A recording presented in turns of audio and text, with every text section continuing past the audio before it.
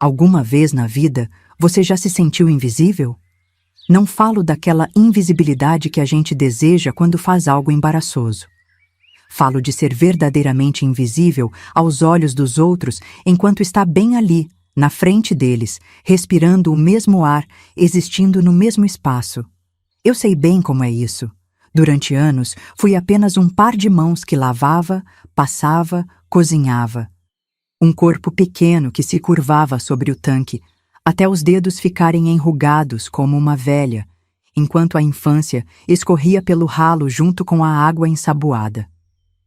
Quando me lembro daquela época, ainda sinto o peso do balde d'água que carregava a escada acima todos os dias de manhã.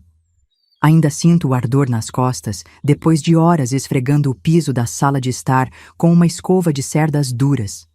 Tinha apenas 13 anos quando deixei de ser uma criança para me tornar propriedade de alguém. O pior não era o trabalho pesado, era o sentimento de não pertencer a lugar nenhum nem a ninguém. Era ser tratada como um objeto num quarto dos fundos, separada por uma parede fina do mundo de conforto da família que me possuía. Era ter meu valor medido pela quantidade de tarefas que conseguia completar antes do sol nascer. Às vezes me pergunto quantas crianças como eu existiram, ou ainda existem, por trás das fachadas elegantes das casas grandes. Aquelas crianças que servem o café, mas nunca se sentam à mesa, que arrumam camas macias onde jamais dormirão, que são ensinadas a sorrir e a baixar a cabeça, a agradecer pela oportunidade de serem exploradas. Deixe-me contar como minha madrinha Eunice me entregou aos Albuquerque em 1950, na pequena Porto Seguro, e como um único olhar de compaixão mudou o curso da minha vida para sempre. Sou Maria das Dores, hoje com 89 anos, e esta é a história da minha infância vendida e da luta para recuperar não apenas minha dignidade, mas também meu direito de simplesmente ser criança. Meus pais eram pescadores. Lembro-me do cheiro de sal que impregnava a pele do meu pai quando ele me abraçava ao voltar do mar. Lembro das mãos ásperas da minha mãe, que mesmo cansadas encontravam forças para acariciar meu cabelo antes de dormir. Éramos pobres, mas em nosso barraco de tábuas na praia do Mucugê, nunca faltou carinho, nem histórias sobre sereias e monstros marinhos antes de dormir. Tinha 9 anos quando aquela tempestade chegou de repente, engolindo o barco em que meus pais pescavam. Dizem que foi a mais violenta em décadas. O mar levou 2 dias para devolver os corpos. Fiquei de mãos dadas com vizinhos durante o enterro, sentindo que parte de mim descia junto com aqueles caixões simples. Minha madrinha Eunice, irmã de uma tia distante, foi a única parente que se ofereceu para me acolher. Era uma mulher seca como galho de mandacaru, dona de uma pequena pensão na parte velha da cidade. Sou cristã, dizia para quem quisesse ouvir. Não podia deixar a menina na rua. Mas logo ficou claro que sua caridade tinha preço. Minhas mãos pequenas foram postas a trabalhar na limpeza dos quartos e na lavagem de roupas dos hóspedes. Por quase 4 anos vivi assim, dormindo num colchonete no corredor, acordando antes do galo cantar. Minha educação se resumiu a alguns meses de aulas, apenas o suficiente para aprender a ler e fazer contas simples. Para que mais estudos? Argumentava minha madrinha. Mulher precisa é saber cuidar de casa. Quando completei 13 anos, percebi que Eunice me olhava diferente. Media-me com os olhos como quem avalia um animal no matadouro. Foi numa manhã de domingo, após a missa na igreja matriz, que ela me posicionou ao seu lado na praça central e começou a conversar com as senhoras ricas da cidade. Maria tem mãos boas para o serviço doméstico, dizia ela em voz alta, trabalhadora, quieta e respeitadora. Estou procurando uma casa de família respeitável onde ela possa servir e aprender um ofício decente. Entendi naquele momento. Eu estava sendo oferecida. Minha madrinha não escondia sua intenção de se livrar do fardo que eu representava, ao mesmo tempo em que procurava tirar algum proveito disso. Algumas senhoras me olhavam de cima a baixo, faziam perguntas sobre o que eu sabia fazer, se tinha saúde forte. Senti-me como os peixes que meu pai vendia no mercado, exposta, avaliada, com preço marcado. Foi Dona Berenice Albuquerque quem mostrou maior interesse. Alta, sempre vestida com tecidos finos, era conhecida por sua exigência e pelo modo como tratava os empregados. Olhou para minhas mãos calejadas, pediu para ver meus dentes como se eu fosse uma égua e então sorriu satisfeita. Eunice, apareça lá em casa amanhã com a menina e seus pertences. Vamos acertar os detalhes. O solar dos Albuquerque ficava no alto do morro, com vista privilegiada para o mar. Era uma mansão colonial de 2 andares, com varandas amplas e jardins bem cuidados. Quando cruzei aqueles portões pela primeira vez, senti um nó no estômago. A propriedade era tão grande que poderia abrigar 10 famílias como a que eu tivera um dia. Dona Berenice me recebeu na sala de visitas, onde conversava com minha madrinha como se eu não estivesse presente. Falavam de ajuda financeira para meus estudos, de oportunidade e aprendizado. Mas seus olhares diziam outra coisa. Era uma transação comercial disfarçada de caridade. Minha madrinha saiu de lá com um envelope que guardou rapidamente na bolsa, evitando meu olhar. Bem, Maria, disse Dona Berenice assim que ficamos a sós, seu sorriso cordial desaparecendo instantaneamente. Vamos deixar as coisas claras. Nesta casa, você levanta às 4 da manhã e só descansa quando todo o serviço estiver feito. Vai aprender a servir uma família de respeito. Se for obediente e trabalhar direito, poderá ficar aqui por muitos anos. Mas naquele mesmo dia conheci meu quarto, um cubículo sem janelas ao lado da área de serviço, onde mal cabia uma cama estreita e uma caixa para minhas poucas roupas. O senhor Teodoro, marido de Dona Berenice, apenas me olhou de relance quando voltou do trabalho. Os 4 filhos do casal, Luciana de 15 anos, os gêmeos Roberto e Renato de 10 e a pequena Clarice de 7, me encararam com curiosidade, como se eu fosse uma nova atração. Essa é a Maria. Ela vai cuidar de vocês e da casa. Podem chamá-la quando precisarem de qualquer coisa, anunciou Dona Berenice com naturalidade. Ainda naquela noite, a pequena Clarice tocou a sineta que foi colocada em seu quarto 3 vezes porque queria água. Na terceira vez, Dona Berenice apareceu no corredor. Não está ouvindo a menina chamar? Se não consegue atender as crianças, não sei por que te trouxe para cá. Minha rotina logo se estabeleceu. Preparar o café antes do amanhecer, arrumar as camas, lavar e passar roupas, limpar cada cômodo, cozinhar sob as ordens rígidas de Dona Berenice, cuidar das crianças e ainda servir os jantares quando havia convidados. Meus dedos rachavam com a lixívia. Minhas costas doíam constantemente, mas reclamar não era uma opção. A escola, que havia sido mencionada no acordo, nunca se materializou. Quando o trabalho estiver em dia, pensamos nisso. Era a resposta que ouvia sempre que timidamente tocava no assunto. As semanas viraram meses e a promessa foi sendo engolida pela rotina exaustiva. Dona Berenice tinha olhos de gavião para o mínimo deslize. Um talher mal polido, um grão de poeira sob um móvel, uma goma insuficiente nas camisas do senhor Teodoro, qualquer falha resultava em reprimendas severas, às vezes na frente de visitas para me humilhar ainda mais. Essa menina não tem jeito. Tiro-a da miséria e é assim que agradece. À noite, deitada naquela cama dura, eu abraçava minha boneca de pano, único objeto que trouxera da vida anterior, e chorava silenciosamente. Sonhava com meus pais, com o mar, com a liberdade que um dia tive. Perguntava numa estrela distante que conseguia ver pela fresta da porta se aquela seria minha vida para sempre, ser propriedade de pessoas que nem sequer me enxergavam como humana. Um dia, após quase 1 ano naquela casa, algo aconteceu que mudaria tudo. Algo tão inesperado quanto a tempestade que levou meus pais, mas que, ao contrário dela, abriria uma fresta de luz na escuridão em que eu vivia. Era uma quinta-feira de dezembro de 1951. Lembro-me perfeitamente porque a cidade estava em preparativos para as festas natalinas. O calor intenso daquele verão fazia o ar parecer espesso, quase palpável. Na cozinha dos Albuquerque, eu preparava limonada fresca e organizava a bandeja com biscoitos finos para as visitas que chegariam. Dona Berenice estava especialmente nervosa naquela tarde. O Dr. Paulo Sobral vem nos visitar, Maria, o novo médico do hospital, formado no Rio de Janeiro. Dizem que é filho de um desembargador importante. Quero tudo perfeito, entendeu? Passei a manhã polindo a prataria até ver meu reflexo distorcido nela.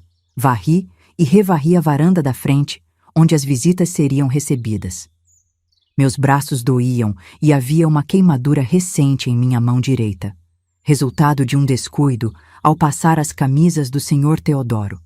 Mas a dor física já havia se tornado uma companheira constante, quase despercebida. Às 3:00, a campainha soou. Do meu lugar na cozinha, ouvi a voz imponente de Dona Berenice recebendo os visitantes com falsa cordialidade. Aguardei alguns minutos, como me foi ensinado, antes de entrar na sala com a bandeja. Ao adentrar o ambiente, percebi que não era apenas o Dr. Paulo que visitava, mas também sua esposa, uma senhora de aparência gentil chamada Helena. O Dr. Paulo era diferente dos outros médicos da cidade. Não tinha aquele ar arrogante que eu já conhecia bem de outros visitantes ilustres. Enquanto servia a limonada, notei que ele me olhou diretamente nos olhos e agradeceu, gesto raro que me desconcertou. Sua esposa fez o mesmo, com um sorriso caloroso que há muito não recebia de ninguém. Que moça prestativa, comentou Dona Helena ao aceitar o biscoito que ofereci. Qual é seu nome, querida? Antes que pudesse responder, Dona Berenice interveio. É apenas Maria, nossa empregada. Tenho sorte com o pessoal de serviço, sempre os educo bem. Maria das Dores, senhora, consegui dizer baixinho, complementando a informação antes de me retirar. Enquanto servia, captei fragmentos da conversa. O Dr. Paulo falava sobre as mudanças que pretendia implementar no hospital local, mencionando algo sobre condições desumanas e direitos básicos. Dona Berenice e Sr. Teodoro pareciam desconfortáveis com o rumo da conversa, tentando desviar para assuntos mais amenos.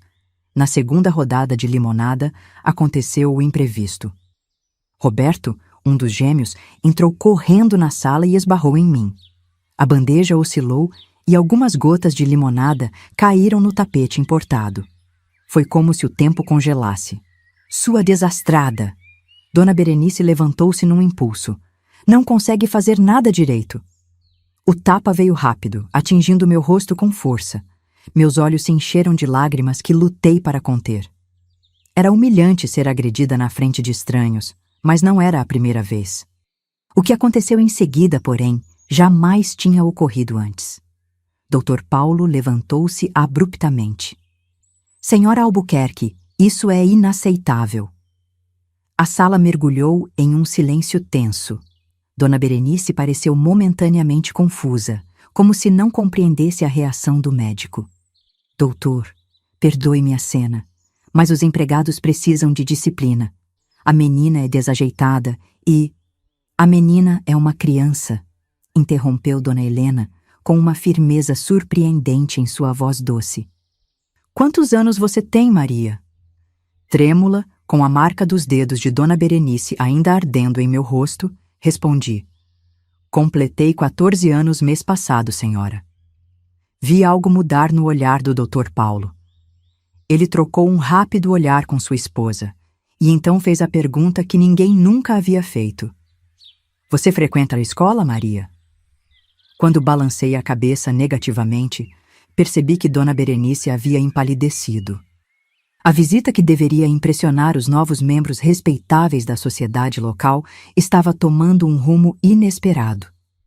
Maria está sob nossa responsabilidade, interviu o Sr. Teodoro, tentando retomar o controle da situação. Pretendemos matriculá-la no próximo ano letivo. Por enquanto, está aprendendo a administrar uma casa, o que certamente será mais útil para seu futuro do que latim ou geometria. Dr. Paulo não respondeu imediatamente. Em vez disso, Pediu para examinar minha mão, onde a queimadura recente estava exposta. Seus dedos gentis contrastavam com a rudeza a que eu estava habituada. Então, olhou para minhas outras feridas, calos, cortes antigos, marcas de esforço repetitivo que nenhuma criança deveria ter.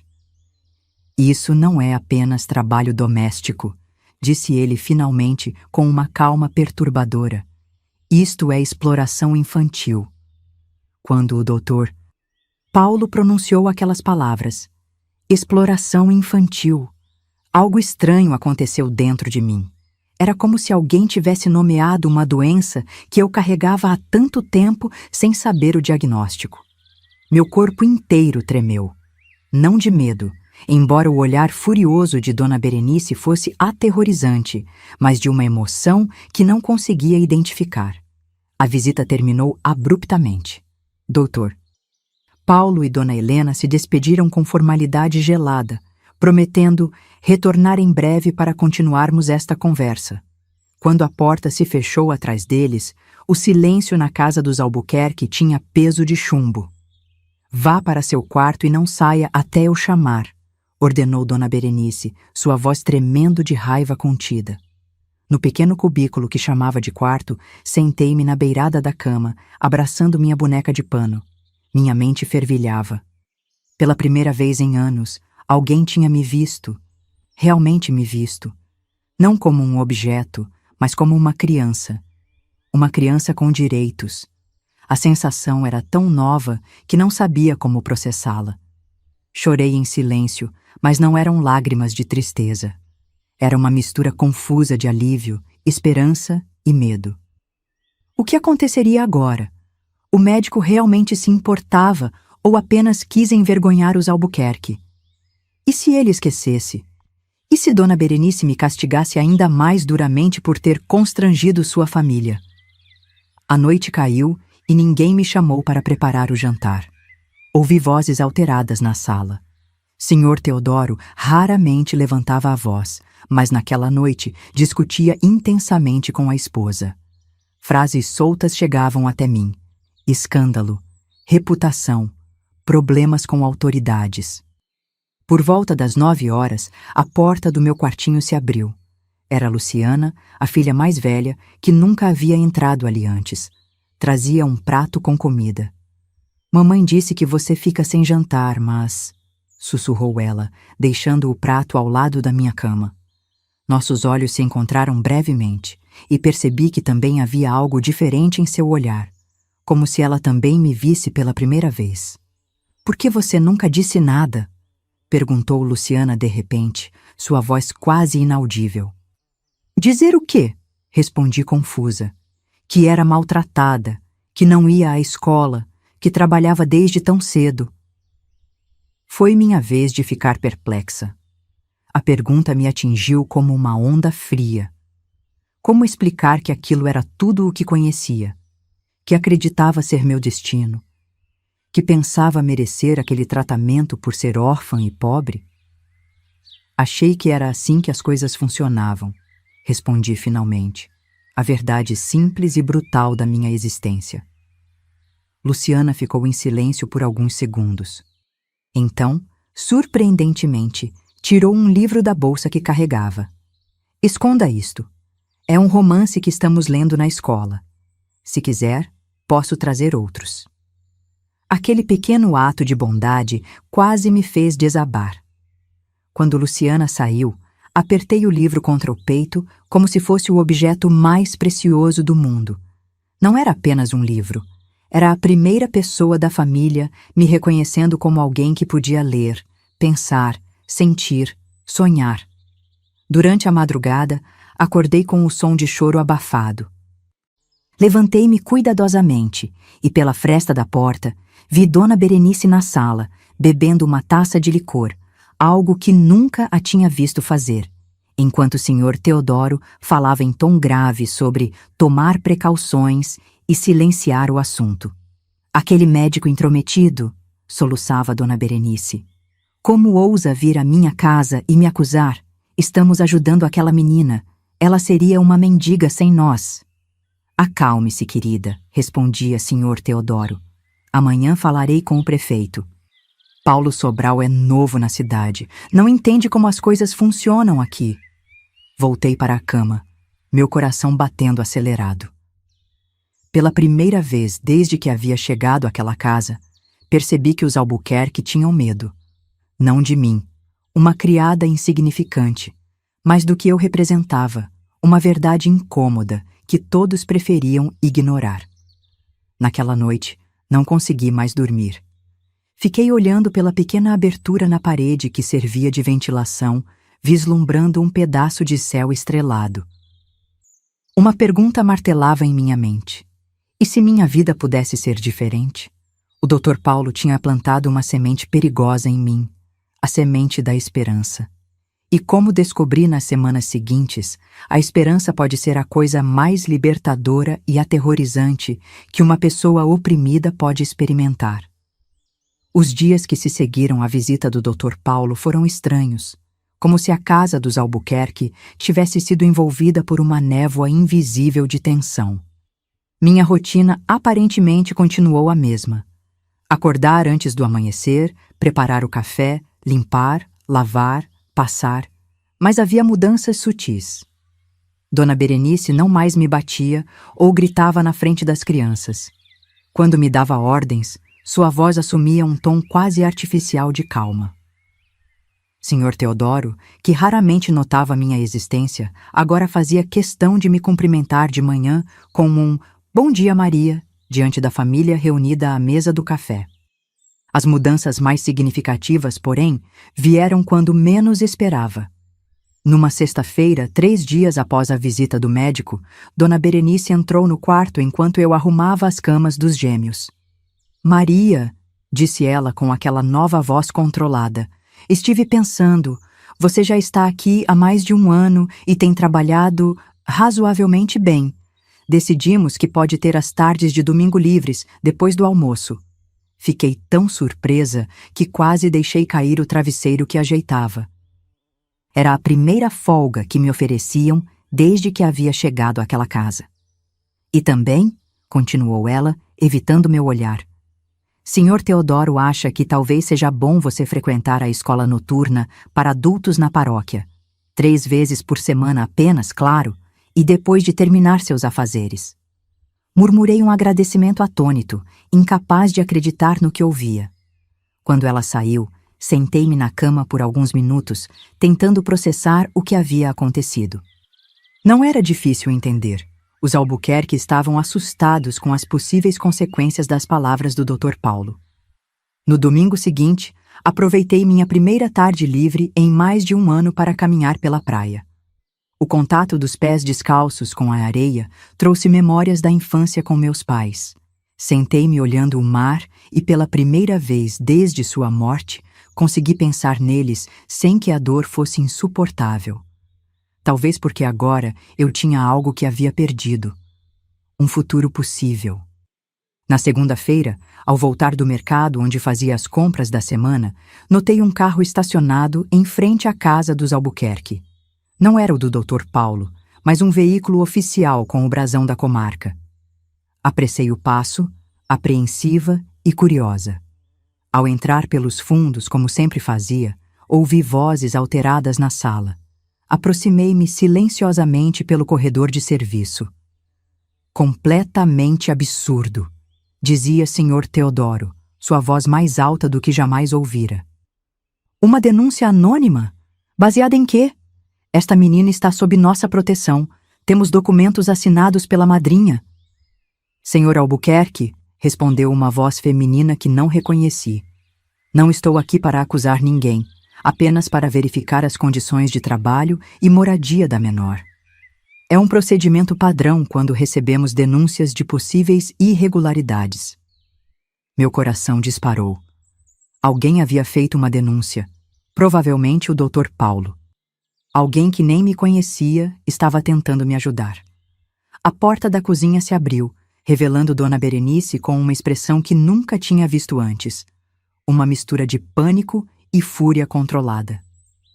"Ah, Maria, você chegou do mercado. Venha até a sala, por favor. há uma assistente social que quer conversar com você. A mulher que me aguardava na sala era Dona Iracema, representante do recém-criado Juizado de Menores da comarca vizinha. De modos gentis, mas firmes, pediu para conversar comigo a sós. Depois de alguma resistência, os Albuquerque nos deixaram na varanda. Maria, ela começou quando estávamos sozinhas. Vou fazer algumas perguntas e preciso que responda com sinceridade. Ninguém vai brigar com você pelas respostas, prometo. Durante a hora seguinte, Dona Iracema perguntou sobre minha rotina, horários de trabalho, se frequentava escola, se recebia algum pagamento, como era tratada, se já tinha sido agredida.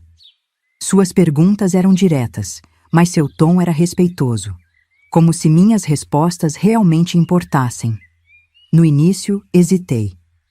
Anos de submissão haviam me ensinado a proteger os patrões, a minimizar os problemas, a aceitar meu destino. Mas havia algo no olhar daquela mulher que me fazia querer confiar. Quanto tempo você trabalha por dia, Maria? Perguntou ela em determinado momento. Levanto às 4 da manhã e termino por volta das 10 da noite, quando arrumo a cozinha depois do jantar. Respondi finalmente. Ela anotou algo em seu caderno. E folgas? Dias de descanso? Agora tenho as tardes de domingo, respondi com certo orgulho, como se fosse uma grande conquista. Desde quando? Desde... Me dei conta então. Desde domingo passado, depois que o Dr. Paulo veio visitar. Vi um sutil arquear de sobrancelhas. Dona Iracema continuou fazendo anotações. Quando terminou a entrevista, pediu para ver meu quarto. Observou o espaço minúsculo, a ausência de janelas, o colchão fino sobre uma base improvisada. Antes de ir embora, me entregou um cartão. Se precisar de ajuda ou se algo mudar para pior, há um telefone público na Praça Central. Ligue para este número, a cobrar. Alguém vai atender, mesmo que seja de madrugada. Enquanto a via partir pela janela da sala, tive uma sensação estranha, como se estivesse em uma espécie de limbo. Algo estava definitivamente mudando, mas eu não sabia exatamente o que, nem como seria minha vida depois disso. Naquela noite, os Albuquerque tiveram uma longa e acalorada discussão a portas fechadas no escritório. Quando servi o jantar, o silêncio era pesado e os olhares que me lançavam alternavam entre raiva e preocupação. Antes de me recolher, Sr. Teodoro me chamou ao escritório, algo que nunca tinha acontecido antes. Maria, disse ele, sentado atrás de sua imponente escrivaninha, quero que entenda uma coisa. Esta é uma família respeitável. Não admito que nosso nome seja manchado por fofocas ou mal-entendidos. Tudo o que fizemos foi tirá-la da miséria e oferecer um teto digno. Fiquei em silêncio, de cabeça baixa como havia aprendido a fazer. A partir de amanhã, continuou ele, você terá um caderno para registrar suas horas de trabalho. Também receberá um pequeno salário mensal. E no próximo semestre, se seu trabalho estiver em dia, poderá frequentar a escola municipal. Ergui os olhos, surpresa com aquelas concessões inesperadas. Mas entenda uma coisa, sua voz se tornou mais áspera.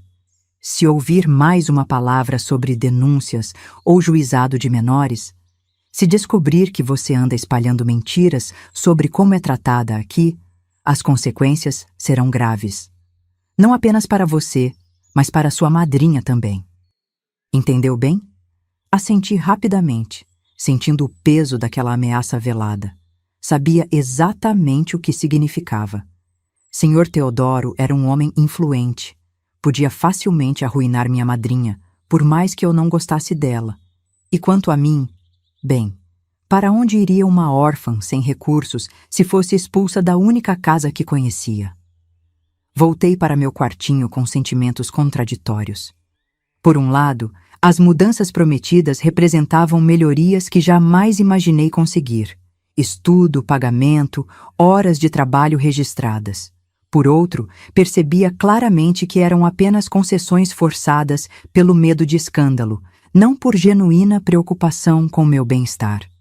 Naquela noite, deitada no escuro, refleti sobre como um único encontro, a visita do Dr. Paulo, havia sacudido as estruturas daquela casa como um terremoto silencioso.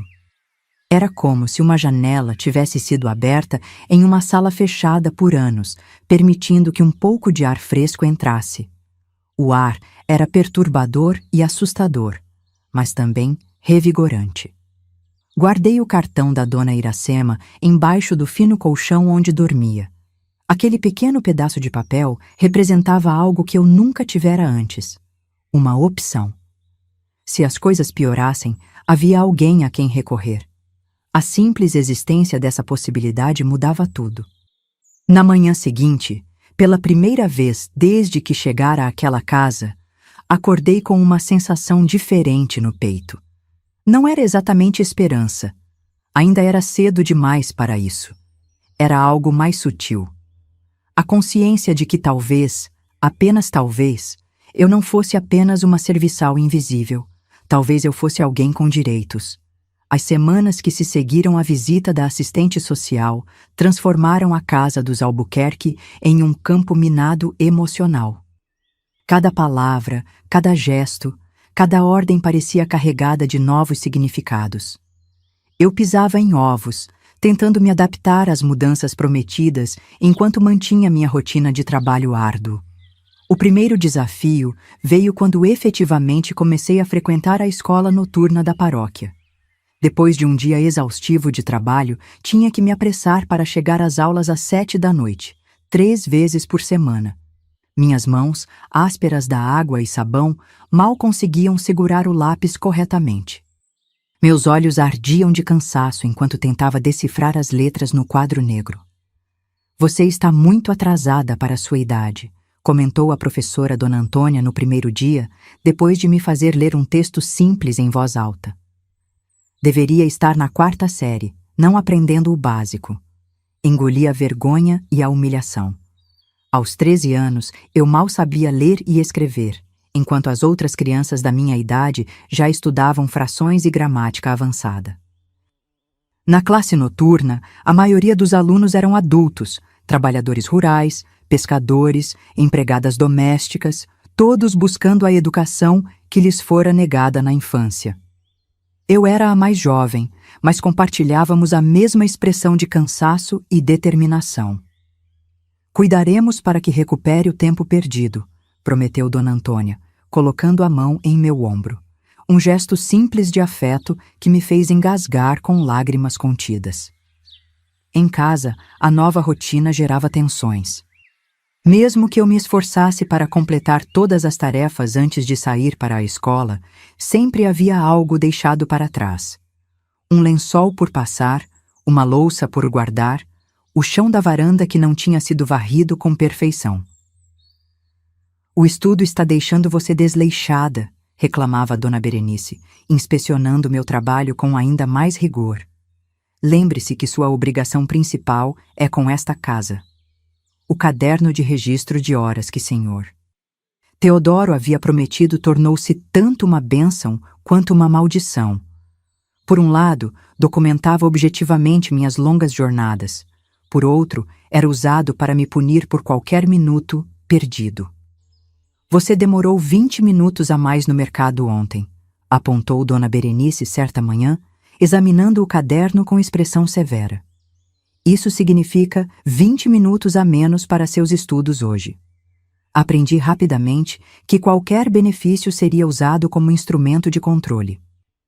O pequeno salário prometido, que representava menos de 1/3 do que uma empregada adulta receberia, era constantemente ameaçado com descontos por erros ou desperdícios. Quebrou uma xícara? Desconto. Gastou sabão demais? Desconto. Demorou para terminar as tarefas? Desconto.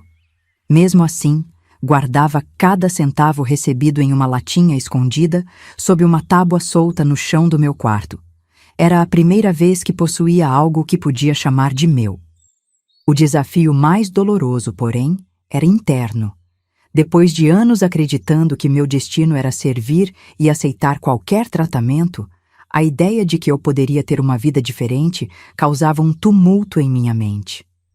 À noite, deitada na cama depois das aulas, sonhava com possibilidades que nunca tinha considerado antes.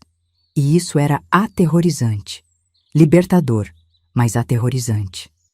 Você tem uma mente ágil, Maria, comentou Dona Antônia depois de um mês de aulas, quando resolvi corretamente um problema de matemática antes dos outros alunos. Não desperdice isso. Aquele elogio, o primeiro que recebia em anos, acendeu algo dentro de mim. Uma pequena chama que nem as críticas constantes de Dona Berenice, nem o cansaço extremo, nem as humilhações diárias conseguiam apagar completamente. Foi nesse período que comecei a ter encontros ocasionais com Luciana, a filha mais velha dos Albuquerque. Ela estava no último ano do ginásio e, de forma discreta, começou a me emprestar livros e cadernos usados. Não conte para a mamãe, sussurrava ela sempre, com um misto de cumplicidade e medo. Ela acha que sou muito amigável com a criadagem. No início, a ajuda de Luciana parecia motivada apenas por pena, ou talvez pela novidade de ter uma causa. Mas aos poucos percebi que havia algo mais. Certa vez, quando me explicava um problema de matemática, ela confessou: às vezes sinto que sou prisioneira nesta casa tanto quanto você. De formas diferentes, claro. Mamãe tem planos muito específicos para meu futuro. Casar com alguém importante, ser a perfeita esposa da sociedade. Ninguém pergunta o que eu quero. Aquela confissão criou um vínculo inesperado entre nós. Éramos ambas garotas presas em gaiolas, diferentes em tamanho e conforto, mas gaiolas mesmo assim. Em meio a todos esses desafios, a figura distante, mas vigilante do Dr. Paulo continuava presente. Ocasionalmente o via na missa de domingo, onde ele sempre fazia questão de me cumprimentar publicamente, para grande desconforto dos Albuquerque. Cada vez que isso acontecia, sentia os olhares furiosos de Dona Berenice queimando em minhas costas durante todo o caminho de volta para casa. Aquele médico metido, ouvia-a murmurar para o marido, vindo de fora e achando que pode mudar nossas tradições. Compreendi então que minha situação havia se tornado um símbolo de algo maior, uma batalha silenciosa entre o velho e o novo, entre tradições enraizadas e mudanças inevitáveis. E eu, uma simples menina órfã, estava presa no meio desse campo de batalha, tentando simplesmente sobreviver e talvez construir algo melhor para mim mesma. Com o passar dos meses, minha rotina se estabeleceu em um equilíbrio precário. Acordava às 5 da manhã, 1 hora mais tarde que antes, pequena vitória. Trabalhava intensamente o dia todo, frequentava a escola 3 vezes por semana e utilizava qualquer momento livre para estudar. O progresso nos estudos era visível. Em 6 meses, consegui avançar 2 anos escolares, devorando livros emprestados por Luciana e fazendo exercícios extras preparados por Dona Antônia. Pela primeira vez na vida, descobri que era inteligente, realmente inteligente.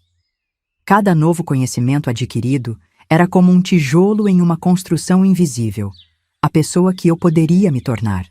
No entanto, quanto mais eu avançava, mais a tensão crescia na casa dos Albuquerque.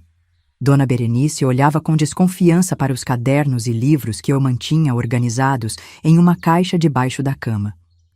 Às vezes a pegava remexendo em minhas anotações, como se procurasse algo incriminador. Para que uma empregada precisa saber sobre história do Brasil ou frações? Questionava ela, deixando claro seu desconforto com o meu desenvolvimento. Isso só coloca ideias impróprias na cabeça. Minha primeira grande falha aconteceu quando, encorajada pelos elogios de Dona Antônia, expressei um desejo que nem sabia que existia dentro de mim. Gostaria de fazer o exame de admissão para o ginásio no próximo ano. Comentei timidamente durante o jantar enquanto servia a sobremesa. O silêncio que se seguiu foi cortante. Sr. Teodoro parou o garfo no ar. Dona Berenice empalideceu e os filhos mais novos me olharam como se eu tivesse anunciado que iria para a lua. "O que disse?" perguntou finalmente Dona Berenice, sua voz gélida. Dona Antônia disse que tenho capacidade. Tentei explicar, já percebendo meu erro. Poderia estudar durante minhas folgas e... Já não bastam as 3 noites que perdemos com seus estudos? Interrompeu ela, a voz aumentando gradualmente. Agora quer ginásio também? Para servir café e varrer o chão, precisa de diploma? Abaixei a cabeça, sentindo o peso do sonho recém-nascido sendo esmagado. Seu lugar é aqui, Maria, sentenciou o Sr. Teodoro com voz calma, mas definitiva. Já estamos sendo mais que generosos permitindo a escola noturna. Naquela noite, chorei silenciosamente em meu quarto. Não pela dureza das palavras, a qual já estava acostumada, mas por ter vislumbrado uma possibilidade que agora parecia impossível. A situação piorou na semana seguinte, quando Dona Berenice encontrou um caderno onde eu havia escrito um pequeno conto para a aula de português. Era uma história simples sobre uma menina que descobria ser capaz de voar, escapando de uma casa onde era maltratada. "O que é isso?" gritou ela, balançando o caderno na minha frente. "Está escrevendo mentiras sobre esta família? Inventando histórias para nos difamar?" "É apenas uma tarefa escolar, senhora", tentei explicar. Uma história inventada. O tapa veio rápido e forte, pegando-me desprevenida. Dona Berenice não havia me agredido fisicamente desde a visita do Dr. Paulo e da assistente social. "Ingrata!" sibilou ela, rasgando as páginas do caderno. "Depois de tudo que fizemos por você. É assim que agradece? Escrevendo essas calúnias?" A situação teria piorado se Luciana não tivesse entrado na cozinha naquele momento. "Mamãe", interviu ela com firmeza surpreendente, "a professora Antônia me pediu para ajudar Maria com essa tarefa. Eu sugeri o tema. É apenas uma história de ficção para exercitar a criatividade." A mentira foi dita com tal convicção que até eu quase acreditei. Dona Berenice hesitou, olhando da filha para mim. "Não quero mais histórias de ficção", decretou finalmente. "Apenas o básico: ler, escrever e contas. Nada mais." Aquele incidente acendeu um alerta em mim. Percebi que havia limites invisíveis que não podia ultrapassar, não apenas físicos, mas mentais. Os Albuquerque toleravam que eu aprendesse o básico, mas qualquer sinal de pensamento independente ou ambição era uma ameaça. Minha segunda grande falha veio quando, durante uma missa de domingo, o Dr. Paulo me abordou na saída da igreja e perguntou, na presença de várias pessoas, como estavam indo meus estudos e se eu estava tendo tempo suficiente para me dedicar a eles. "Estou conseguindo acompanhar, doutor", respondi educadamente, consciente dos olhares dos Albuquerque sobre mim. "Dona Antônia diz que estou avançando bem." "Excelente", respondeu ele com genuíno entusiasmo. "Sabia que a Secretaria de Educação está criando um programa especial para jovens promissores de famílias humildes?" Pensei em indicar seu nome. A esperança e o terror me invadiram simultaneamente. A oferta era como a porta para um sonho, mas eu sabia. Oh, como eu sabia! O que aconteceria quando voltássemos para casa? Não me surpreendi quando, naquela mesma tarde, Sr. Teodoro me chamou ao escritório. O que me surpreendeu foi a presença de minha madrinha Eunice, que não via há mais de 1 ano. "Maria", começou ele, sentado atrás da escrivaninha imponente. "Conversei com sua madrinha sobre sua situação. Estamos preocupados que esses estudos estejam desviando você do caminho adequado." Eunice me olhava com uma expressão que misturava reprovação e cobiça. Sabia que ela havia recebido dinheiro dos Albuquerque quando me entregou a eles e provavelmente estava recebendo mais agora. "O que você precisa entender", continuou o Sr. Teodoro, "é que há um lugar natural para cada pessoa na sociedade. Nem todos nasceram para estudar e ter profissões. Alguns nasceram para servir. É a ordem natural das coisas." "Você deveria ser grata", interrompeu minha madrinha, sua voz azeda como sempre. "Quantas órfãs têm a chance de viver numa casa como esta? Olhe para suas mãos. São mãos feitas para o trabalho, não para segurar livros." Permaneci em silêncio, como havia aprendido a fazer. Mas dentro de mim, algo se quebrava e se reconstruía ao mesmo tempo. Anos depois, compreendi que aquele foi o momento exato em que decidi que não aceitaria mais que outras pessoas definissem meu valor e meu destino. No dia seguinte, recebi a notícia de que não poderia mais frequentar a escola 3 vezes por semana, apenas aos sábados. Para não interferir em suas obrigações, explicou Dona Berenice com falsa doçura. Era um golpe calculado para dificultar meu progresso sem eliminar completamente a escola, o que poderia levantar suspeitas das autoridades. Entendi então que teria que ser mais inteligente, mais cautelosa. A batalha seria muito mais longa e difícil do que havia imaginado. O ano de 1951 chegava ao fim quando percebi que precisava mudar de estratégia. As restrições impostas pelos Albuquerque haviam reduzido drasticamente minhas oportunidades de estudo formal, mas minha fome de aprendizado só aumentava. Como água que encontra caminhos entre as pedras, comecei a buscar alternativas. Luciana tornou-se minha aliada mais importante nessa nova fase.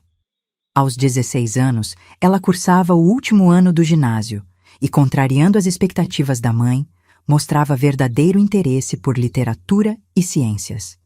Aqui, sussurrava ela, escondendo livros entre as roupas que eu ia passar. Devolva antes que mamãe perceba. Nossos encontros secretos para discutir os livros aconteciam geralmente na área de serviço, enquanto eu lavava roupas ou nas escadas dos fundos ao anoitecer. De estudante relutante a tutora dedicada, Luciana parecia encontrar propósito em me ajudar. Sabe por que faço isso? Perguntou-me certa vez enquanto me explicava equações. Porque você é a única pessoa nesta casa que realmente quer aprender.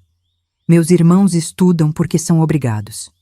Eu mesma só percebi o valor do conhecimento quando comecei a te ensinar. Foi Luciana quem me apresentou ao rádio como ferramenta de aprendizagem. Enquanto passava roupa nas tardes de terça e quinta, ela esquecia propositalmente o rádio portátil na área de serviço, sintonizado na Rádio Nacional, que transmitia programas educativos e noticiários.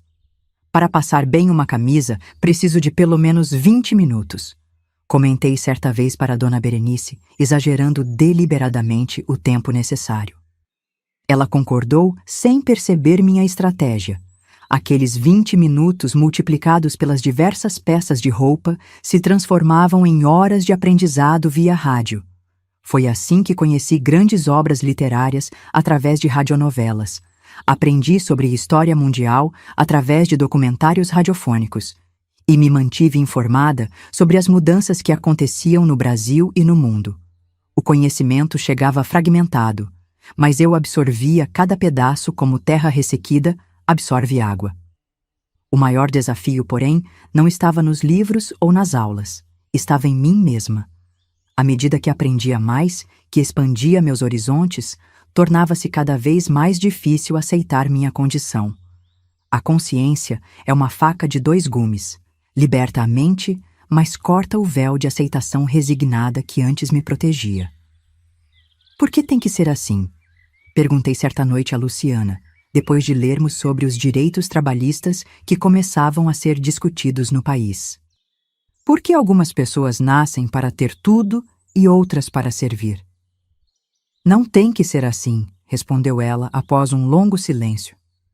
É assim porque pessoas como meus pais acreditam que é da natureza das coisas. E talvez porque pessoas como você aceitaram isso por tanto tempo. Suas palavras não eram uma acusação, eram uma revelação. Percebi então que minha libertação começaria no momento em que eu deixasse de me ver pelos olhos dos Albuquerque. Não era apenas sobre ter mais conhecimento ou melhores condições de trabalho, era sobre reconhecer minha humanidade completa. Um novo aprendizado veio de fonte inesperada. Juvenal, o jardineiro que trabalhava nas propriedades da família 3 vezes por semana, era um homem de poucas palavras. Ex-marinheiro, tinha viajado por diversos países antes de se estabelecer em Porto Seguro. Muitos o consideravam um tanto excêntrico, com seus livros surrados e hábito de falar sozinho enquanto podava as plantas.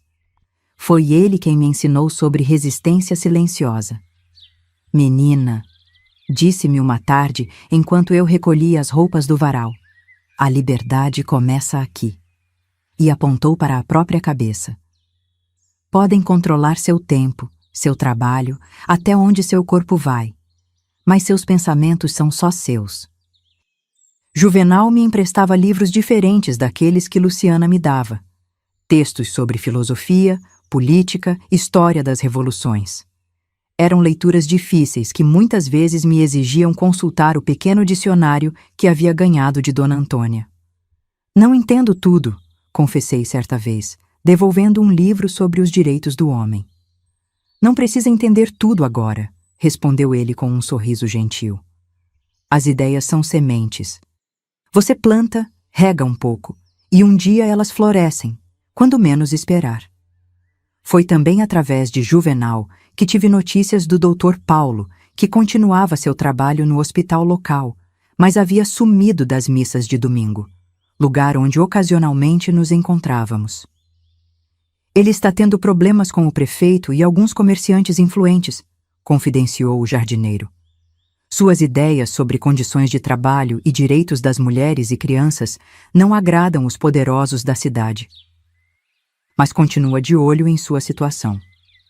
Saber que o médico ainda se importava, mesmo à distância, me dava força para continuar.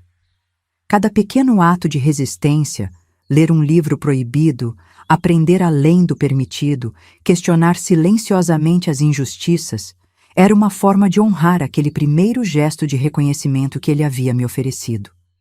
À medida que me aproximava dos 15 anos, percebi mudanças no modo como era tratada não apenas pelos Albuquerque, mas também por visitantes da casa.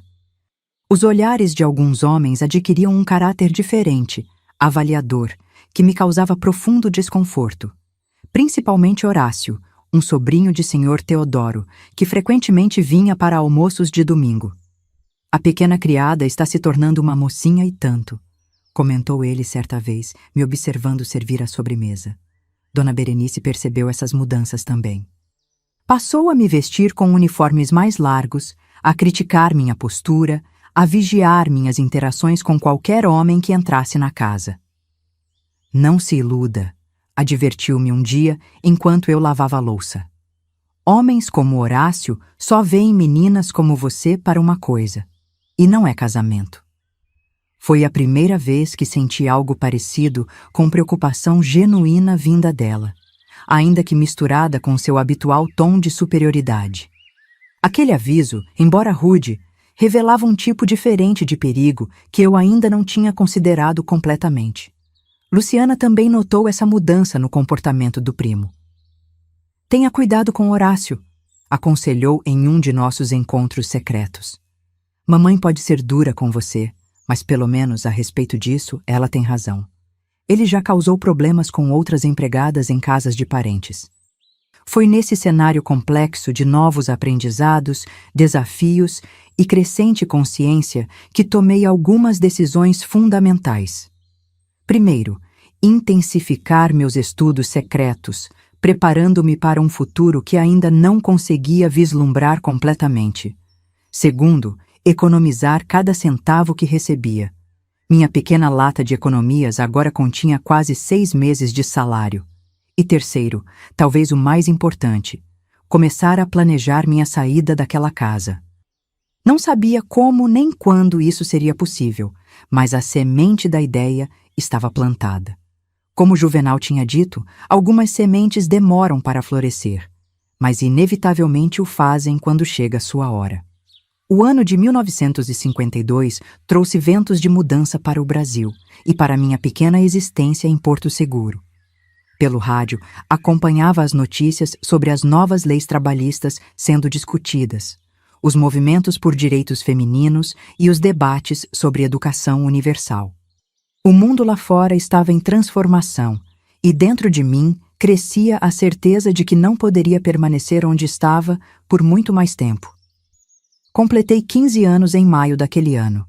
Meu aniversário passou despercebido como sempre, mas eu o marquei silenciosamente, acrescentando mais um risco na parede atrás da velha cômoda em meu quarto. Meu calendário particular de sobrevivência. Fisicamente, já não era mais a menina franzina que havia chegado àquela casa. Meu corpo havia mudado, meus traços haviam se definido, e isso trazia novos desafios. Os olhares de Horácio, sobrinho de Sr. Teodoro, tornavam-se cada vez mais insistentes e desconfortáveis durante suas visitas. Aprendi a evitar ficar sozinha em qualquer cômodo com ele, a servir as refeições rapidamente e me retirar, a manter distância, mesmo quando ele deliberadamente se aproximava. Maria, chamou-me certa tarde quando eu recolhia as xícaras de café na sala. Você está cada vez mais bonita. Já pensou em trabalhar em um lugar melhor? Tenho contatos no Rio de Janeiro? Seu tom falsamente gentil e o olhar que percorria meu corpo me causaram um arrepio de repulsa.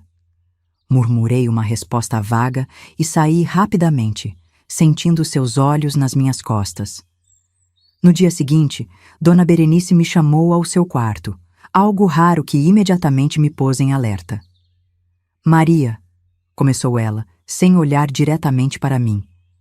Você já não é mais uma criança, e isso traz complicações. Fiquei em silêncio, esperando. Ela parecia desconfortável, remexendo nervosamente no bordado que tinha nas mãos. Horácio mencionou que gostaria de levá-la para trabalhar no Rio, na casa de um amigo dele. Ela fez uma pausa, finalmente me encarando. Não vou permitir isso. Surpresa com aquela posição inesperada, apenas assenti. Não me entenda mal, continuou ela, seu tom voltando ao habitual distanciamento. Não é por preocupação com você. É que não confio nas intenções dele, e não quero o nome de nossa família envolvido em escândalos. Homens como Horácio... Ela hesitou, como se escolhesse as palavras. Têm desejos que não respeitam posição social ou idade. Aquela foi, provavelmente, a conversa mais honesta que Dona Berenice já teve comigo. Por trás de sua rigidez e preocupação com aparências, havia uma mulher que conhecia bem os perigos que meninas em minha posição enfrentavam. Não era afeição, mas um estranho senso de responsabilidade, talvez até culpa.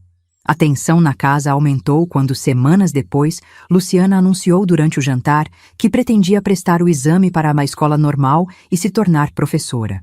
O silêncio que seguiu sua declaração foi quebrado pelo barulho do garfo de Dona Berenice caindo no prato. Absolutamente não, sentenciou seu pai. Já discutimos isso.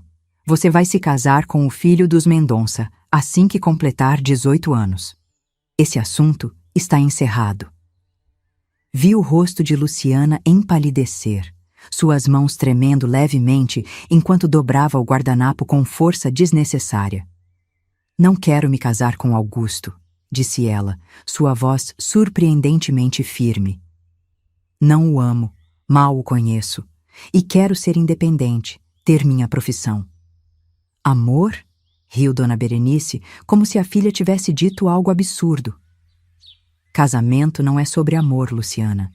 É sobre posição social, estabilidade, continuidade da família. O amor, se vier, é uma feliz coincidência. A discussão evoluiu para uma verdadeira tempestade, com Luciana sendo enviada para seu quarto sem terminar o jantar.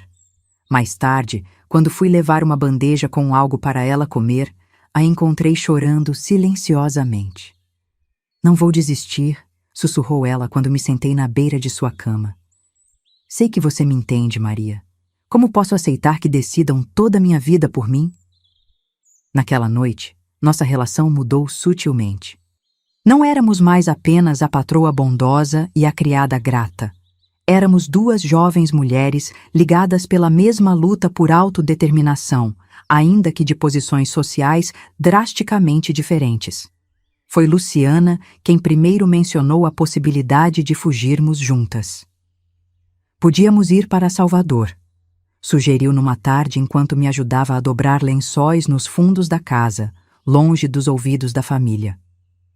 Tenho uma tia lá que nunca se casou, vive sozinha e sempre foi considerada a rebelde da família. Ela me entenderia, tenho certeza.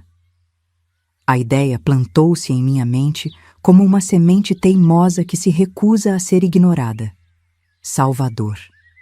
Uma cidade grande, com oportunidades, longe do controle dos Albuquerque. Mas como iríamos? Com que dinheiro?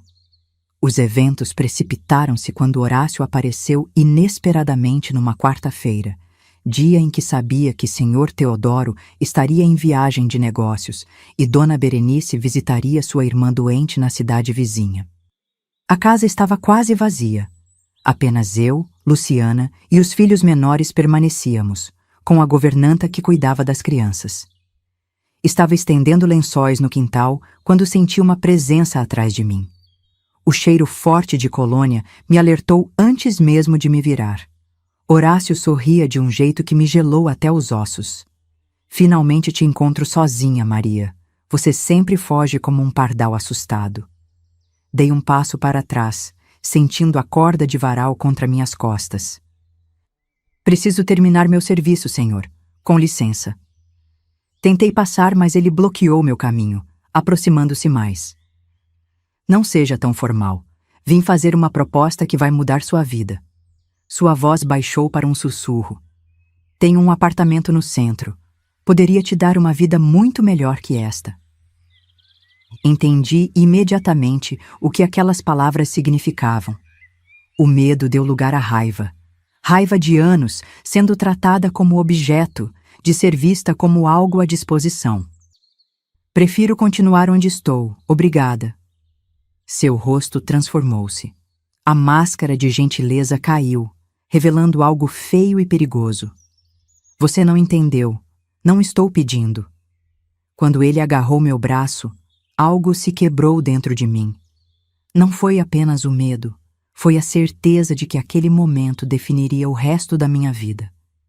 Resistir significaria consequências terríveis, mas ceder seria perder a única coisa que realmente me pertencia: minha dignidade.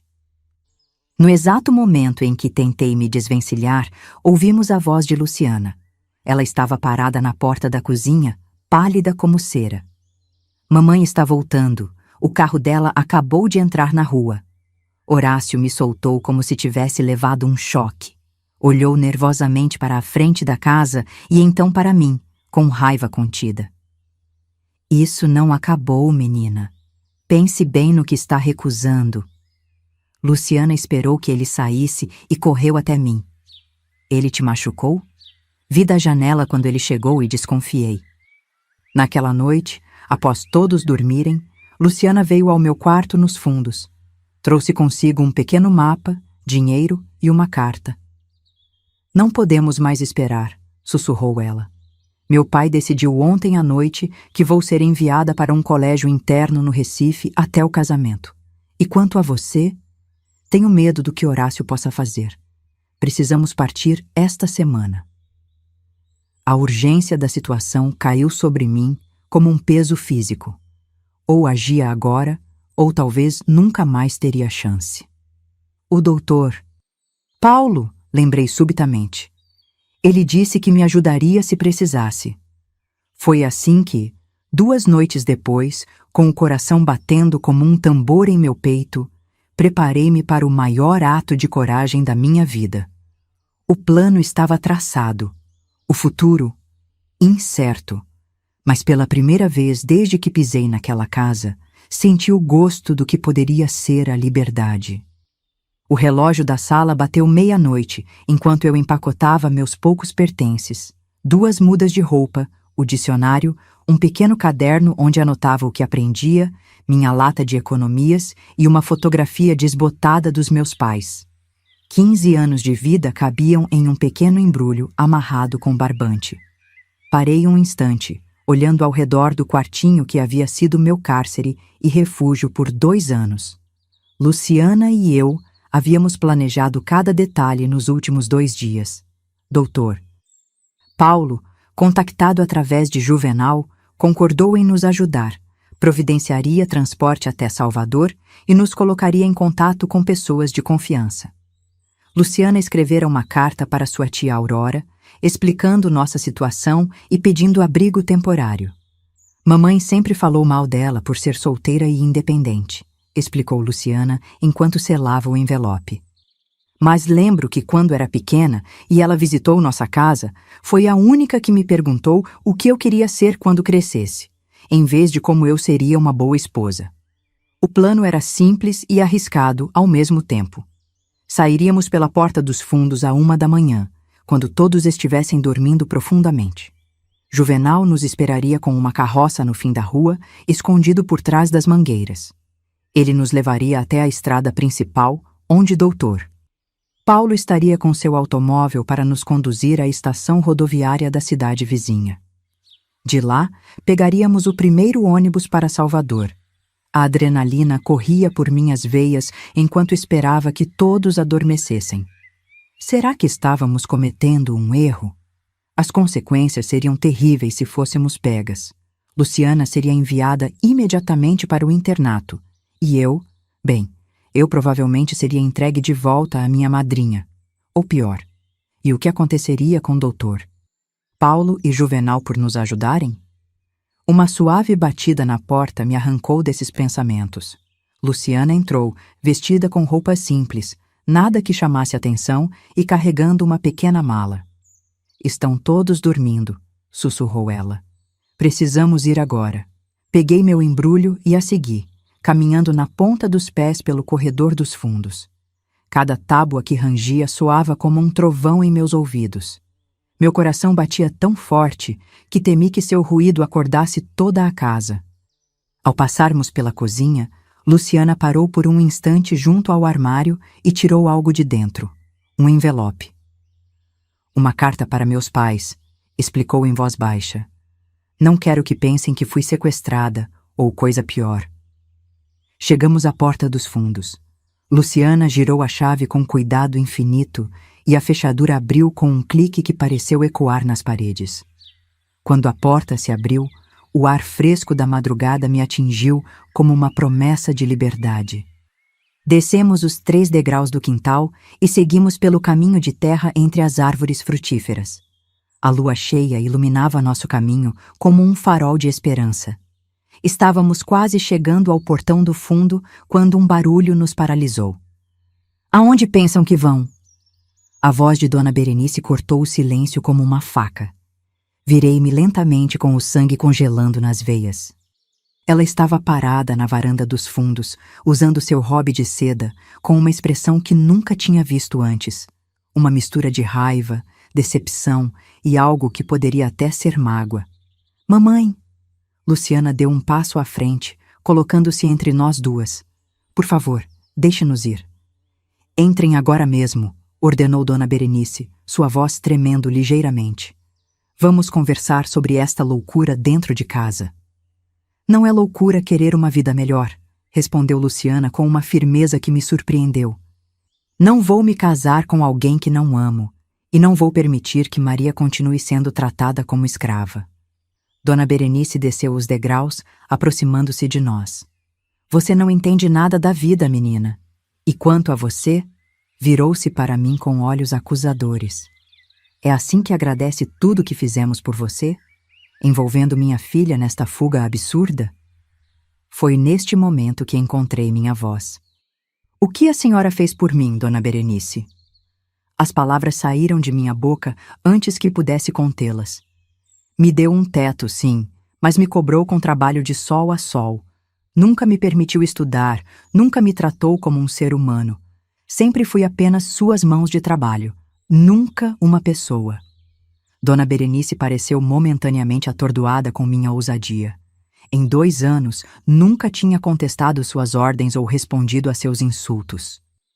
Você deveria agradecer por não estar na rua. Ou preferia ter sido mandada para um orfanato? Sabe como tratam crianças nesses lugares? Como trata crianças em sua casa, senhora?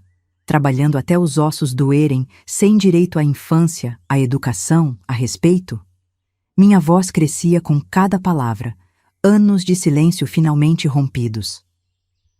A senhora me comprou de minha madrinha como se eu fosse mercadoria. O choque em seu rosto revelava que ela nunca tinha considerado a situação por esse ângulo. Para ela, tinha feito um favor ao me tirar da pobreza, ao me dar trabalho e teto. A possibilidade de que eu tivesse direitos, sonhos ou dignidade simplesmente nunca existiu em seu mundo. Maria não é culpada de nada, mamãe, interveio Luciana, segurando minha mão. Foi ideia minha, e vamos embora, com ou sem sua permissão. Tenho 18 anos, sou maior de idade agora. Se sair por aquele portão, nunca mais será recebida nesta casa, ameaçou Dona Berenice, sua voz fria como gelo. A senhora fala como se esta casa fosse um paraíso, respondeu Luciana com uma calma surpreendente. Um lugar onde as pessoas são controladas, onde sentimentos não importam, onde aparências são mais importantes que felicidade. Prefiro arriscar lá fora. Ouvimos passos se aproximando. Sr. Teodoro vinha pelo corredor, amarrando o roupão. Ele parou ao lado da esposa, absorvendo a cena à sua frente. Sua filha e a criada, ambas com malas, obviamente preparadas para fugir. O que está acontecendo aqui? Exigiu ele, o rosto vermelho de raiva. Sua filha e esta ingrata estão tentando fugir no meio da noite, explicou Dona Berenice, apontando acusadoramente para nós. Sr. Teodoro olhou para Luciana como se a visse pela primeira vez. É verdade isso? Depois de tudo que fizemos por você, da educação que lhe demos, do futuro que planejamos? O futuro que vocês planejaram, pai, corrigiu Luciana. Nunca me perguntaram o que eu queria. E o que você quer? A pergunta saiu quase como um rugido. Quero estudar, ser professora, decidir meu próprio caminho. Bobagens, ideias plantadas na sua cabeça por essa... Ele apontou para mim procurando palavras. Essa criada atrevida. Foi o contrário, Sr. Teodoro. Intervim, reunindo toda a minha coragem. Foi sua filha quem me mostrou que eu podia ser mais do que uma serviçal. Foi ela quem me ensinou a ler direito, quem me emprestou livros, quem acreditou que eu poderia ter um futuro melhor. Um silêncio pesado caiu sobre nós. Ao longe, ouvi o relógio da sala bater 1 hora. O tempo estava correndo. Juvenal estaria esperando, preocupado com nossa demora. Foi quando ouvimos outro som, o de um carro se aproximando. Luzes de faróis iluminaram o quintal quando o veículo estacionou diante da casa. Passos firmes soaram no caminho lateral, e então a figura de doutor. Paulo apareceu, acompanhado por uma senhora de óculos que carregava uma pasta. Boa noite, disse ele com a autoridade calma que sempre demonstrava. Perdoem a intromissão, mas estou aqui a pedido de Maria. O senhor está envolvido nisto? Perguntou o Sr. Teodoro, incrédulo. Sabe que está interferindo em assuntos familiares? Posso processá-lo por isso. Na verdade, respondeu o médico mantendo a compostura. Estou aqui como representante da Comissão de Proteção à Infância e Juventude, recentemente criada. Esta é a assistente social Helena Campos. A mulher que o acompanhava deu um passo à frente, cumprimentando a todos com um aceno sério. Recebemos denúncias sobre a situação irregular de trabalho infantil nesta residência, explicou ela, abrindo sua pasta e retirando alguns papéis. Maria das Dores foi colocada nesta casa em condição similar à de servidão, sem acesso à educação formal, em clara violação das leis trabalhistas e do Código de Menores. Os Albuquerque empalideceram diante daquelas palavras oficiais que transformavam seu ato de caridade em algo potencialmente criminoso. Isso é um absurdo, protestou Dona Berenice. Demos teto e comida a uma órfã desamparada.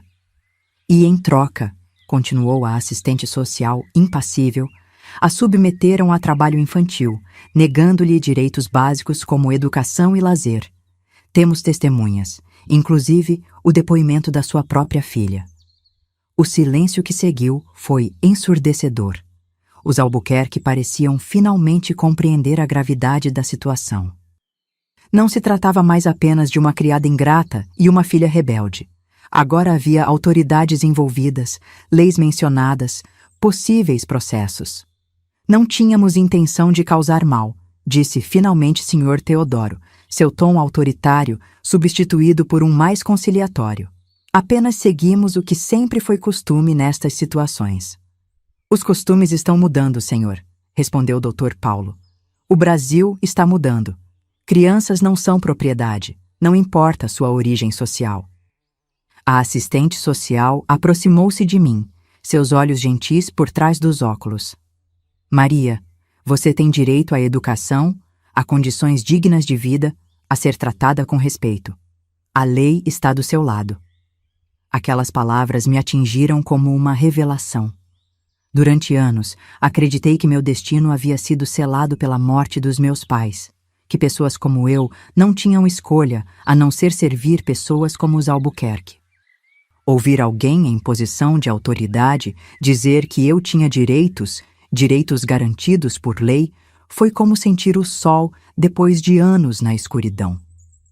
Dona Berenice, sempre preocupada com as aparências, foi a primeira a perceber que a situação estava se tornando insustentável. O que pretendem fazer?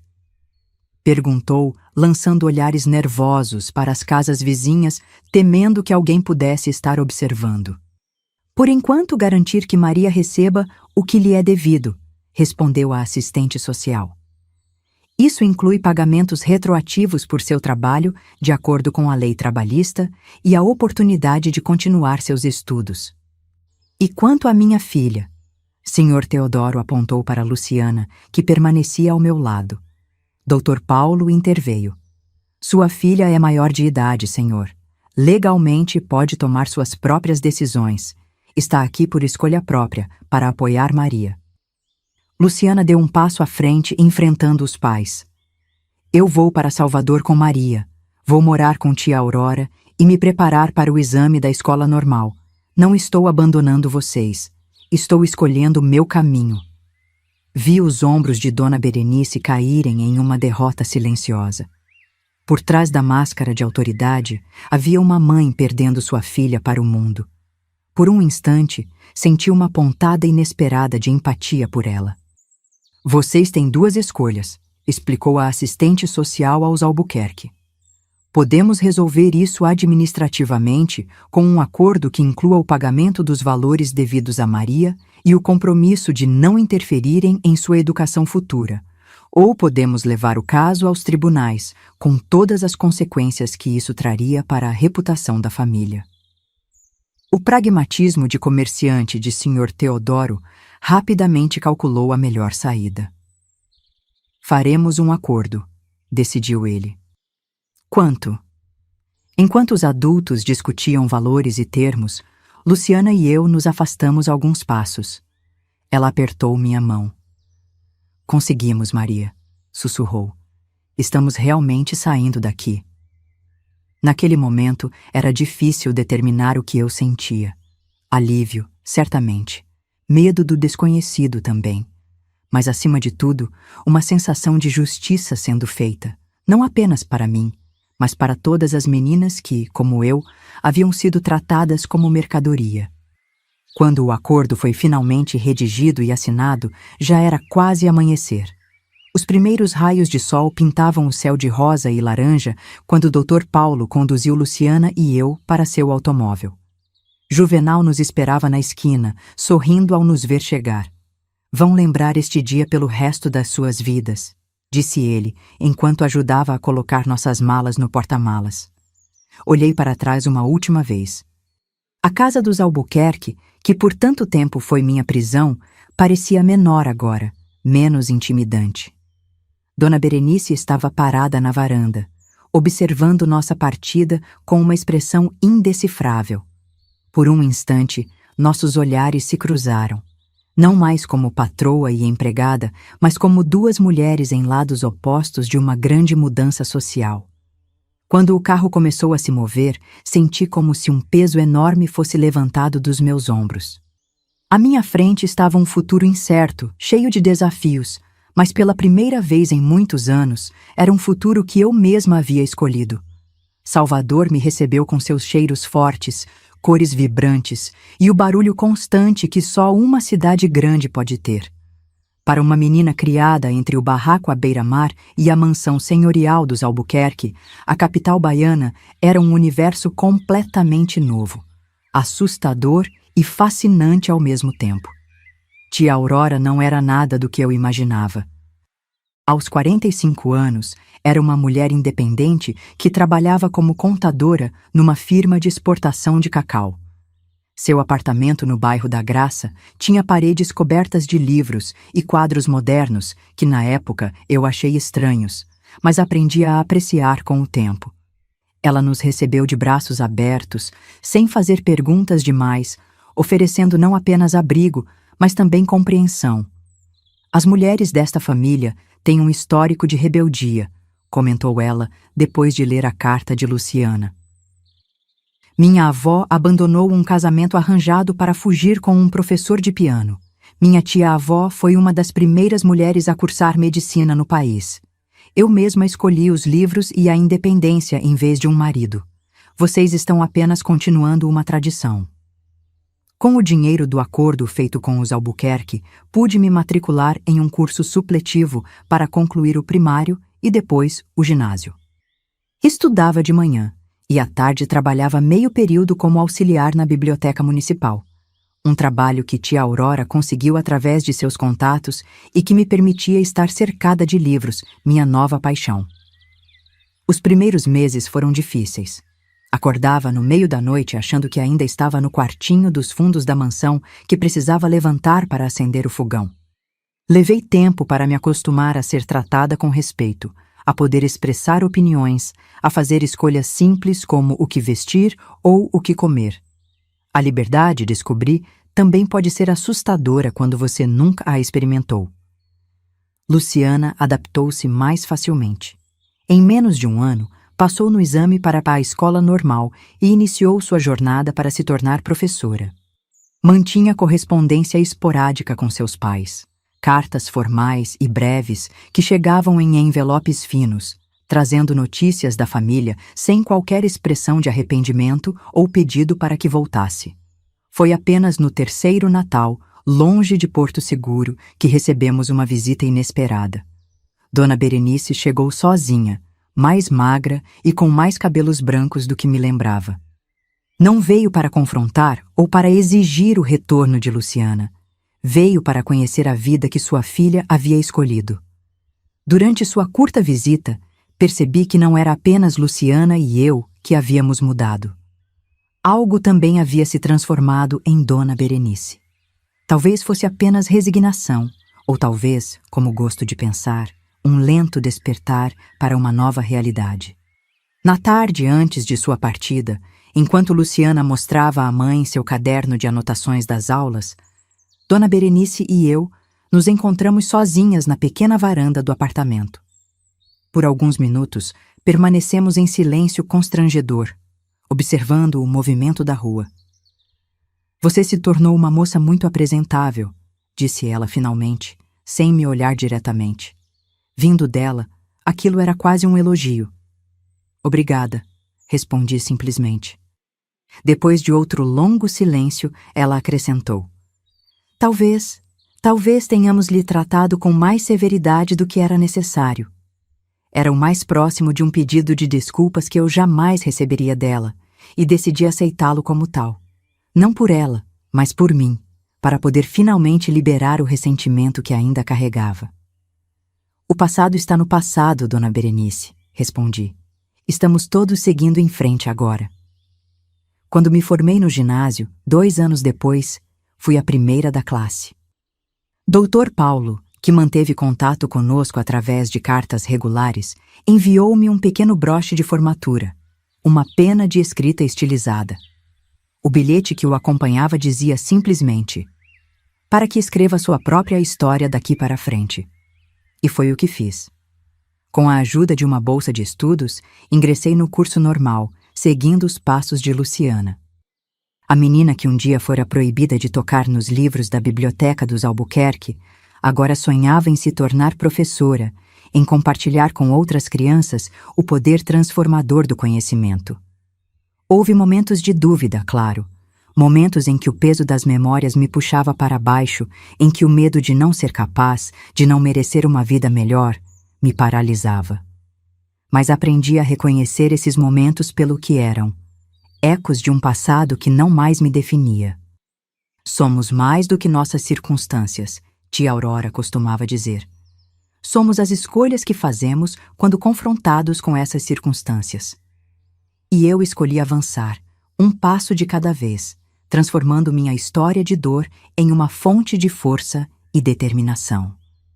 Em 1960, aos 23 anos, voltei a Porto Seguro pela primeira vez. A cidade havia mudado, crescido, modernizado-se. Mas as diferenças mais importantes estavam em mim. Não era mais a menina assustada que foi leiloada na praça da igreja, nem a jovem revoltada que fugiu na calada da noite. Era uma mulher educada, uma professora formada voltando para confrontar seu passado. Caminhei pelas ruas da minha infância como uma estranha, reconhecendo lugares, mas experimentando-os de forma completamente nova. A praia onde meus pais haviam sido pescadores agora abrigava alguns hotéis pequenos para os primeiros turistas que descobriam o litoral baiano. A casa dos Albuquerque continuava imponente, mas sem o poder quase místico que um dia exerceu sobre mim. Visitei o túmulo simples de meus pais, agora com flores frescas que eu mesma trouxe. Procurei por Juvenal e o encontrei ainda cuidando dos jardins da cidade, mais velho, mas com o mesmo sorriso gentil. Dr. Paulo havia se mudado para Salvador anos antes, tornando-se um defensor dos direitos das crianças e adolescentes, inspirado em parte por nossa história. Minha visita tinha um propósito além da reconciliação com o passado. Eu voltava como professora recém-formada para assumir uma posição na pequena escola pública local. Voltava para ensinar às crianças que, como eu um dia, nasceram em circunstâncias difíceis. Para mostrar-lhes que seu valor não é determinado pela riqueza de seus pais ou pelo endereço de suas casas. Em minha primeira semana de aula, notei uma menina especialmente quieta no fundo da sala. Com cerca de 10 anos, roupas simples mas limpas, olhos baixos como quem teme chamar atenção. Durante o intervalo, aproximei-me dela, que permanecia sentada enquanto as outras crianças brincavam no pátio. "Por que não vai brincar com os outros?" perguntei gentilmente. "A senhora não vai gostar de mim se souber quem eu sou", respondeu ela em voz tão baixa que mal pude ouvir. "E quem você é?" insisti, sentando-me ao seu lado. "Meu nome é Clarice Albuquerque", disse ela finalmente. "Sou neta do Sr. Teodoro e Dona Berenice." Senti um calafrio percorrer minha espinha. Aquela criança era filha de um dos meninos que eu havia ajudado a criar, aqueles que jogavam comida no chão para que eu limpasse. Por um instante, memórias dolorosas ameaçaram emergir. Mas então olhei realmente para ela, para sua expressão apreensiva, sua postura defensiva, e vi apenas uma criança insegura, sem qualquer culpa pelos atos de sua família. "Clarice", disse, segurando sua mão pequena. "Na minha sala de aula você não é neta de ninguém. É apenas você mesma, com seus próprios sonhos e talentos, e vou gostar muito de conhecer essa pessoa." O sorriso tímido que iluminou seu rosto naquele momento simbolizou tudo o que aprendi em minha jornada. Que o ciclo de preconceito e divisão social só pode ser quebrado quando escolhemos ver além dos sobrenomes e circunstâncias, quando reconhecemos a humanidade uns dos outros. Hoje, aos 89 anos, olho para trás com a clareza que apenas o tempo pode proporcionar. Vejo como aqueles anos difíceis me moldaram, como cada obstáculo superado me fortaleceu. Tornei-me professora, diretora e, eventualmente, uma ativista pelos direitos das crianças trabalhadoras. Vi o Brasil mudar, leis serem criadas e fortalecidas, práticas que eram consideradas normais em minha infância tornarem-se inaceitáveis. Mas sei também que a luta continua. Que ainda existem Marias das Dores em muitos lares brasileiros, crianças invisíveis servindo famílias que as consideram objetos, não pessoas. Crianças cujos direitos existem no papel, mas não na realidade cotidiana. Se minha história servir para algo, que seja para lembrar que por trás de cada estatística sobre trabalho infantil há uma criança real, com sonhos, medos e um potencial imenso esperando para florescer. Uma criança que não pede luxo ou privilégios, apenas a chance de ser criança, de aprender, de crescer em dignidade.